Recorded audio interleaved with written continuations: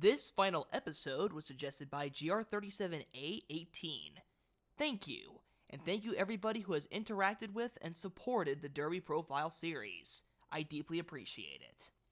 One more day, one more Derby Profile. Today's final episode is on Society, man. Let's go! First up, the stats. 5 starts, 1 win, 1 second, and 1 third place finish, with earnings of $196,705. For major races, his first attempt at the road to the Kentucky Derby was in the Wither Stakes, and it went terribly for him. He had a rough trip and never really got going, finishing 8th. But 2 starts later, he would try again at 106-1 in the Wood Memorial Stakes and finish a credible 2nd, acquiring 50 points and a spot in the field. For running style, he is a stalker, but he can be more than that. In the Wood Memorial, he stayed a stalker and made it work, being about 4th or 5th, about 2 lengths behind horses, and never staying too far from the leaders. Although he didn't get the job done, he did run pretty well to be 2nd. But he can close.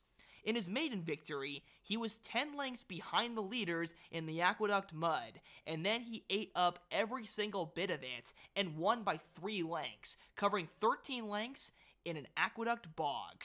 Now that is pretty darn impressive in my opinion, and shows a bit of versatility. He can stalk if he needs to, but he can fly from the back, and that is an important trait to have in the Kentucky Derby, and transitions well into the strengths. The Louisville weather right now suggests rain and thunderstorms, so that could definitely mean a sloppy track during the 150th running of the Kentucky Derby. So the fact that this horse's biggest victory was in the mud and covering significant ground is a pretty great sign. I could totally see this horse flying late to get a piece of the Kentucky Derby pie. So if that happens, just remember this video. Also, in general, his last 2 races have been his best by far. He was okay in his first 3 starts, but after the Wither Stakes, he really started to put things together with that aforementioned maiden victory, and then becoming a grade 2 placer. But now on to the weaknesses.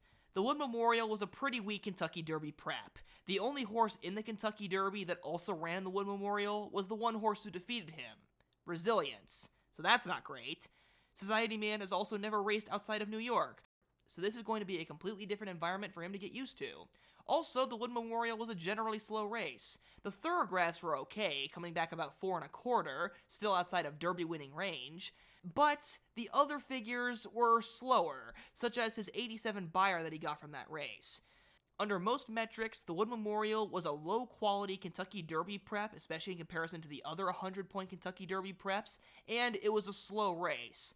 Also, post 20, while not impossible to win from, is not the most favorable position, but at the very least, he'll be away from trouble. So overall, I would say that Society Man is a surprisingly good horse for what he has done. Despite being a horse who just won a maiden race and then took on a low-quality grade 2 field, there is a lot to offer here.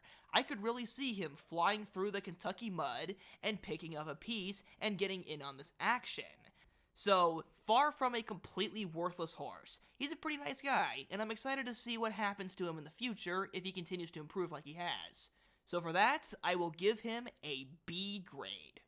Hope you guys enjoyed this series. I will soon after this make my Kentucky Derby full field analysis, including also eligibles, and I'll also try to work on and complete the Kentucky Derby Iceberg Layer 2.